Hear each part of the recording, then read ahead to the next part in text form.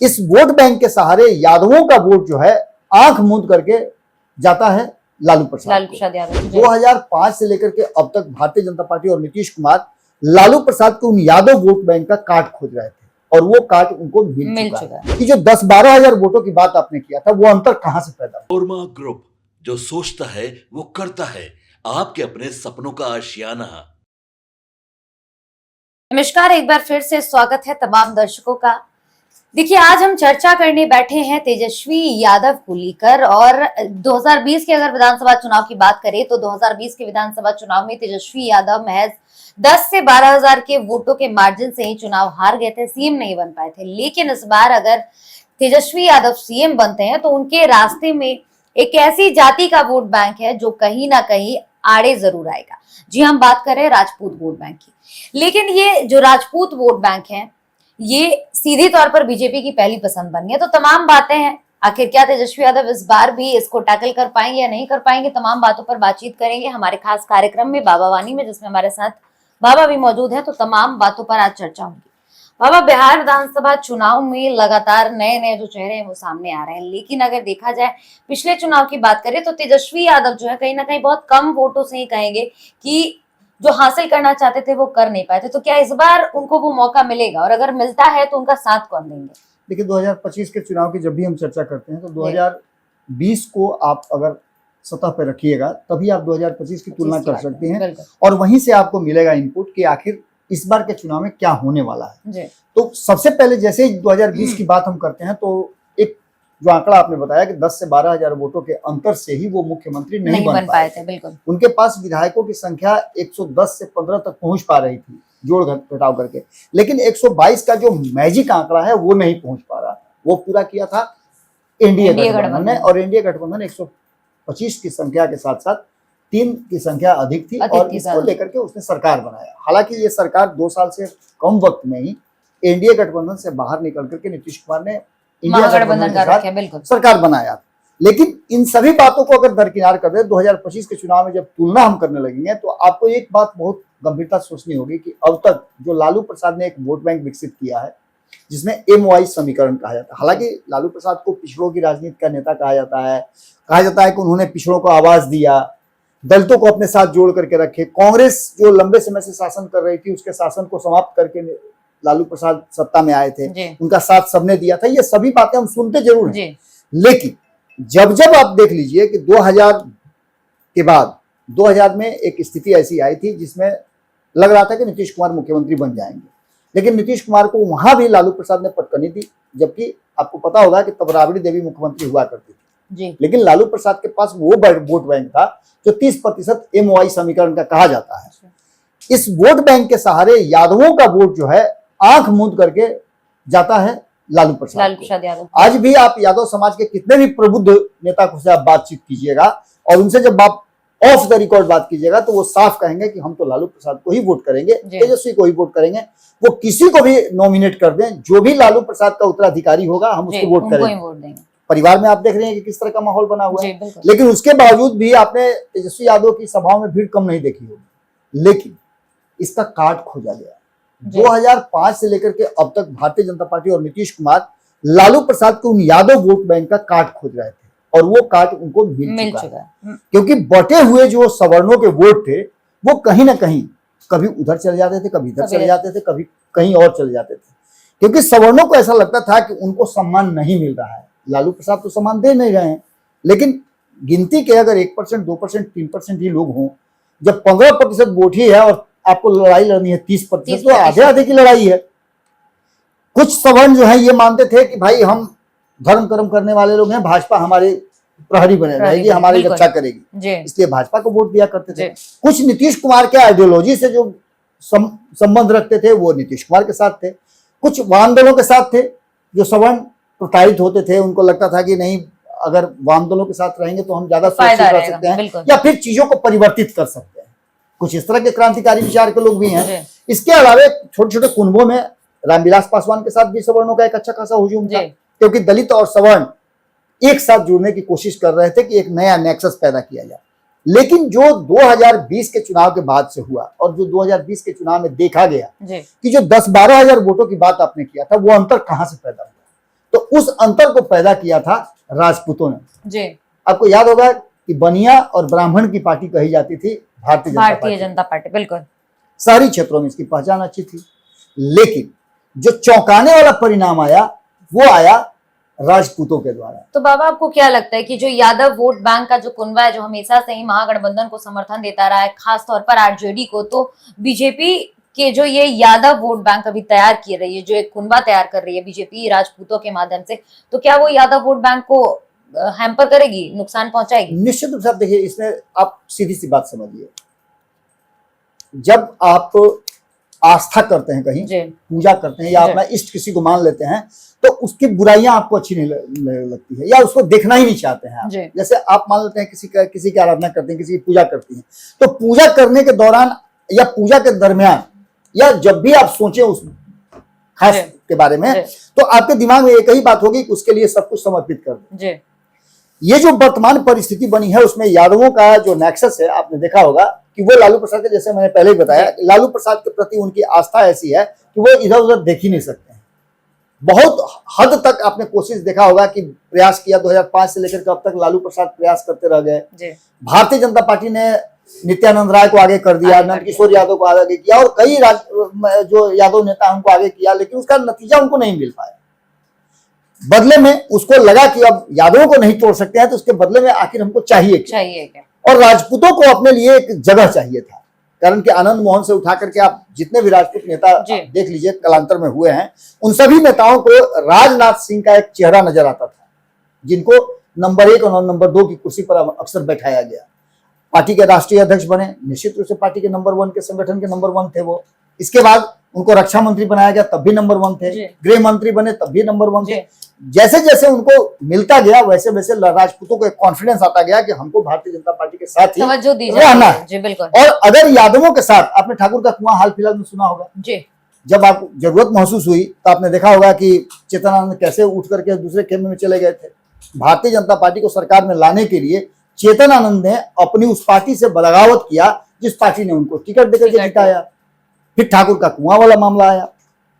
ऐसी स्थिति में देश भर में जो 7.5 करोड़, लगभग 7.5 करोड़ राजपूत हैं, और बिहार की बात करें तो 45 लाख से ज्यादा, मतलब 46 लाख के आसपास जो राजपूत हैं, ये अब एकजुट होने की कोशिश कर रहे हैं। इनकी संख्या भी आपको बता दें कि लगभग 3.4% के आसपास है। अब ऐसी स्थिति में सीधे तौर पे आप समझ लीजिए कि जो राजपूत समाज है वो 2020 में इस बात को प्रमाणित कर चुका है, और यही कॉन्फिडेंस जो है वो भारतीय जनता पार्टी को है कि हम बेहतर प्रदर्शन कर सकते हैं। जितने भी सर्वे रिपोर्ट आए हैं, उस सर्वे रिपोर्ट में आपने देखा होगा कि राजपूत समाज को लेकर के, पहले आपको बता दें थोड़ा सा भूमिहार और ब्राह्मणों की बात, क्योंकि भूमिहार, ब्राह्मण और कायस्थ, ये तीन तो भारतीय जनता पार्टी के साथ थे, लेकिन राजपूत समाज जो था वो कटा छटा था। जैसे यादवों के बारे में हम बताते हैं कि वो आस्था रखते हैं, इनका जातीय समीकरण, निष्ठा इनकी जो है वो किसी खास के प्रति होती है, वैसे ही अब राजपूत समाज की भी निष्ठा होती है।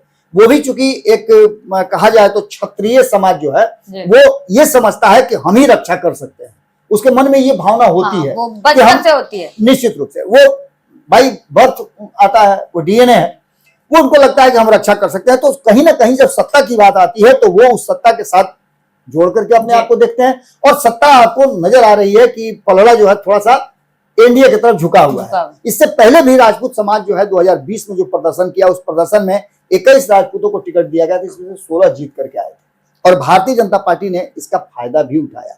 सबसे पहले उत्तर बिहार की बात करें तो उत्तर बिहार में 13 लोगों को चुनाव में मैदान में उतारा गया, 15 को उतारा गया था, इसमें से 13 में से 11 जीत करके आए और 2 हारे थे। आप समझ सकते हैं स्ट्राइक रेट कितना था, 76-73%, 74% के आसपास इनका स्ट्राइक रेट था। अगर बात करें हम तो सीधे तौर पे उत्तर बिहार की बात करें तो हारने वालों की संख्या में बहुत कम लोग थे, बहुत कम लोग थे, मात्र 3 थे, जिसमें से एक सीट जो किशनगंज की थी, आपको पता है कि वहां एमवाई समीकरण कितना हावी है, तो वहां से स्वीटी सिंह हारी थी। विनय सिंह हार करके सोनपुर से आए थे, सोनपुर का भी स्थिति आपको पता है कि वहां पे भी यादवों की स्थिति क्या है। इसके अलावा जो है एक सीट और था जिसमें विनय बिहारी जो है, जीतने वालों में विनय बिहारी जीत करके आए थे लौरिया से। इसके अलावा राणा रणधीर सिंह मधुबनी से जीत कर आए थे, नीरज सिंह बबलू जीत करके आए थे छतरपुर से। इसके अलावा राम प्रवेश सिंह बरौली से जीत करके, सुभाष सिंह गोपालगंज से, करणजीत सिंह दरौंदा से जीत करके आए थे। इसके अलावा अरुण सिंह बरुराज से जीत करके आए थे, अशोक सिंह पारू से जीत करके आए थे। हम लोगों ने सर्वे भी इन सब सीटों पे किया है। जनक सिंह तरैया से जीत करके आए थे, अभी भी सचेतक है बिहार विधानसभा में, जो अभी विधानसभा समाप्त होने जा रहा है। संजय सिंह लालगंज से, राजेश सिंह मोहद्दीनगर से जीत करके आए थे। दक्षिण बिहार की बात करें तो यहाँ 8 लोगों को खड़ा किया था और चुनाव हारने वालों की संख्या यहाँ भी 3 थी। बाकी जो 5 हैं जीत करके आए थे, जिसमें से सतेंद्र सिंह फतुहा से जीत करके आए थे। जीतने वालों की माफ कीजिए, हार गए थे फतुहा से। और यही कारण है कि फतुहा में इस बार सोचा जा रहा है कि कौन उम्मीदवार बेहतर होगा। जिसमें आपने देखा वो 2-3 दिन से 4 दिन से लगातार हमारे यहाँ भी जब हमारी टीम गई थी फतुहा में सर्वे करने के लिए, तो वहां से पता चला कि ये सीट जो है, इस पर 2-3 कैंडिडेट जो युवा कैंडिडेट हैं वो दावेदारी कर रहे हैं। और यहाँ राजपूत की जगह पर यादव को लड़ाया जा सकता है, क्योंकि यादव बनाम यादव भर से जो चुनाव होगा उसमें राजपूतों का एक बेहतर प्रदर्शन हो सके। राजपूत को यह बात समझ में आ गई है कि किस नाव पे सवार होकर के सत्ता तक पहुंचा जा सकता है। और अंततः आपको बता दें कि जातीय समीकरण कोई भी हो, राजपूत समाज, ब्राह्मण समाज और कायस्थ समाज को, भूमिहार समाज को यह समझ में आने लगा है कि अगर आप अति पिछड़ा और पिछड़ा के कंधे पर सवार हैं तभी आप सत्ता तक पहुंच सकते। बिल्कुल। तो इसको लेकर के सतेंद्र सिंह हार गए थे फतुहा से, अशोक सिंह रामगढ़ से हारे थे, जो कि बाद में आपको जीत गए थे उपचुनाव में, ये भी आपको पता है। उसके बाद रामाधार सिंह औरंगाबाद से हार गए थे, और औरंगाबाद का उसका रिजल्ट आपको पता है कि एक रामाधार सिंह के हारने का नतीजा ये हुआ कि वहां हल्का सा एक पतला रास्ता निकल गया, जिस रास्ते से आप लोकसभा भी हार गए, जिसको कहा जाता था कि चित्तौड़गढ़ है राजपूतों का। इसके बाद जीतने वालों की संख्या में ज्ञानंद सिंह ज्ञानू जो लंबे समय से जीतते आ रहे हैं बाहर से, उसके बाद राघवेंद्र सिंह बड़हरा से जीत करके, अमरेंद्र सिंह आरा से जीत कर आए थे, बीरेंद्र सिंह वजीरगंज से जीत कर आए थे, और श्रेयसी सिंह जमुई से जीत करके आई थी। इन सभी लोगों का जीत करके आना इस बात की तरफ इशारा करता था कि कहीं ना कहीं राजपूत समाज के प्रति एक अलग रुझान हुआ है, और ये समाज जो है एनडीए और खास करके भारतीय जनता पार्टी के साथ जुड़ा रहेगा। जातीय समीकरण के आधार पर भी आपको हमने बताया कि जिस तरह से यादवों का, मैं खास करके यादवों के बारे में और राजपूतों की तुलना इसलिए कर रहा हूं कि राजपूत और यादव दोनों ही अपने कहा जाए तो आस्था के निष्ठा के लिए जाने जाते हैं। जो कमिटमेंट कर लिया वो कर लिया, अपने आप के साथ जैसे कमिटमेंट बस अपने आप के भी नहीं सुनते हैं। डायलॉग नहीं था कि जब कमिटमेंट कर लिया तो अपने आप के भी नहीं सुनते हैं। तो उनका यादव समाज का यही है, कुछ भी हो आरजेडी को ही वोट चाहिए। इसके बाद आप देख लीजिए कि राजपूत समाज को और भी ऊपर से तो हमने बताया कि राजनाथ सिंह, नीचे से आप देख लीजिए बिहार में भी जो सबसे बड़ा सदन है बिहार विधान परिषद, उस सदन के सभापति भी राजपूत हैं। ये सभी बातें कहीं ना कहीं घुमा फिरा करके जब नजर आती है तो भूमिहार समाज के 15 विधायक हैं, तो वहीं 16 विधायक जो हैं वो इस बार राजपूत समाज से जीत करके आए हैं। वर्तमान अगर साल की बात करें हम तो यादव 52 है, तो वहीं यादवों की संख्या बढ़ती घटती रही है। 2015 में 61 थी, इस बार 52 यादव जीत करके आए हैं। तो वहीं राजपूतों की अगर बात करें हम तो राजपूतों की संख्या इस बार के विधानसभा में अच्छी खासी संख्या इसमें देखी गई है, जिसमें से कई लोगों को 3-3, 5-5 लोगों को मंत्री भी बनाया गया है राजपूत समाज से। इस मंत्रिमंडल में 40 लोगों की जो मंत्रिमंडल है, 40-44 लोगों की, उसमें से माने 5 लोग राजपूत समाज से आते हैं। ये भी 28 राजपूत कुल टोटल जीत करके आए थे, जिसमें से भारतीय जनता पार्टी 21 में से 16, जबकि पहला भी मैंने बताया। उसके अलावा अभी उसमें से 3 और बढ़ गए हैं, 16 में 3 बढ़े हैं जी। जो अलग अलग पार्टियों से लोग आए हैं वो भी बढ़े हैं। नीतीश कुमार भी 7 में से 2 जीत करके आए थे, उनमें भी बढ़े हैं जी। एक निर्दलीय जो थे सुमित सिंह, वो भी समर्थन उसको दे दिए। ये पूरी कहानी कहीं ना कहीं आपने देखी होगी। और भूरा बाल साफ करने की जैसे ही बात हुई, आपने देखा होगा कि अशोक महतो ने जैसे कहा कि भूरा बाल साफ करो जी, और भूरा बाल तो साफ होगा ही होगा, वैसे ही आनंद मोहन सामने आए और उन्होंने कहा कि भूरा बाल के बिना कोई सरकार बनेगा क्या? सही बात, हम बनने ही नहीं देंगे। ये पूरी की पूरी कहानी जो है इस बात की तरफ इशारा कर रही है कि ब्राह्मण और भूमिहार, इसके बाद कायस्थ तो ऑलरेडी थे ही, ब्राह्मण और भूमिहार के बाद ये राजपूत समाज जो है वो कहीं ना कहीं एनडीए गठबंधन की तरफ मजबूती के साथ स्विच किया है, जिसको लेकर के इंडिया गठबंधन के भीतर भी परेशानी है। क्योंकि यादव वोट बैंक में अगर थोड़ी सी भी सेंधमारी 2%, 1% भी हो जाती है, और ये राजपूत समाज खुल करके अगर इंडिया को सपोर्ट कर रहा है, जैसा कि 2020 में देखने को भी मिला है, और राजपूत समाज के पास दूसरा कोई विकल्प नहीं है, क्योंकि ठाकुर का कुआं जब से शुरू हुआ तब से राजपूतों के साथ क्या कुछ हो रहा है यह आपको अच्छी तरह से पता है। इन सभी बातों को लेकर के जो वर्तमान परिस्थिति बनी है उसमें भाजपा जो है वो पहली पसंद है, और अगर राजपूत समाज एनडीए गठबंधन के साथ है, जी तो एनडीए गठबंधन गेम पैक कर दे तो कोई बड़ी बात नहीं हो सकती। जी, धन्यवाद बाबा। तो देखिए, तमाम चर्चाएं हो रही थी और इस बार विधानसभा चुनाव में तेजस्वी यादव के साथ जो यादव वोट बैंक है उसको सेंध लगाने के लिए, उसमें सेंधमारी करने के लिए बीजेपी ने खासतौर पर राजपूत वोट बैंक को अपने पास लाने की तैयारी जो है वो शुरू कर दी। अब देखना ये होगा कि ये जो रणनीति बीजेपी तैयार कर रही है इससे आगामी विधानसभा चुनाव में तेजस्वी यादव के कोर वोटरों को किस तरीके से डैमेज पहुंचाने का काम करती है। फिलहाल इस कार्यक्रम में इतना ही। ऐसी तमाम खबरों के लिए आप बने रहे भारत लाइव के साथ। आपके सपनों को हमने सजाया है, ई होम्स पैनोरमा को हमने बनाया है। ई होम्स मेरा एक सपना था जिस पे मैं पिछले 4 साल से काम कर रहा था। हमने जो बनाया है वो सबने है माना। ई होम्स पैनोरमा में हो आपका भी आशियाना। और फाइनली हमने 2021 में इस प्रोजेक्ट को लॉन्च किया। बहुत लोग अप्रिशिएट कर रहे हैं कि पूर्णिया जैसे शहर में, बिहार के, एक तो बिहार की बात करें उसमें भी पूर्णिया जैसे छोटे जगह में इस तरह का लाइफस्टाइल देना, ये सुन के हम लोगों को बहुत अच्छा लगता है। ई होम्स में हमने कुछ और भी किया है, जैसे हम जिस जगह में रह रहे हैं हमारे फैमिली सिक्योर हो, उनको सिक्योरिटी का ध्यान में रखा है। आपकी सुविधा और सुरक्षा आपके लिए खास है, ये आपका विश्वास है। इसमें आर्टिफिशियल इंटेलिजेंस का 7 लेयर सिक्योरिटी का हमने इस्तेमाल किया है। लस ग्रीन कैंपस को बनाया है। यदि हमारा बाउंड्री वाल है तो वो वर्टिकल गार्डन है। ये जितनी भी फैसिलिटी होता है एक इंटरनेशनल टाउनशिप में ई होम्स है, ये हम लोग विश्वास नहीं कर पा रहे हैं। जो भी हमारे मित्र दोस्त या जो भी हमारे बाहर के बाहर आते हैं तो हम लोगों को बहुत अच्छा सुनने को मिलता है और बहुत अच्छा क्रेडिट मिल रहा है। वो सारा हमने सिर्फ एक बिल्डिंग नहीं बनाया, हमें एक बहुत अच्छा लाइफस्टाइल दिया ई होम्स में, और मेरा एक सपना था जिसको मैं आज फुलफिल होते हुए देख पा रहा हूँ। ये आपका आवास है। ई होम्स पैनोरमा में अब आपका निवास है। E Homes Panorama, luxurious lifestyle redefined. Panorama Group, जो सोचता है वो करता है।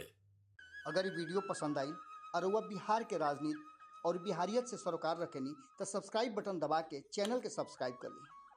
ओजे एगो घंटी बा, ओकरा बटन दबा देला से कुल सटीक और मारक खबर रुआ मुफ्त में मिल जाई। अगर रुआ पत्रकारिता के हमनी के नया प्रयोग में सहयोग कर चाहतानी तो ज्वाइन बटन दबा दी। पेटीएम नंबर नोट कर ली 93868167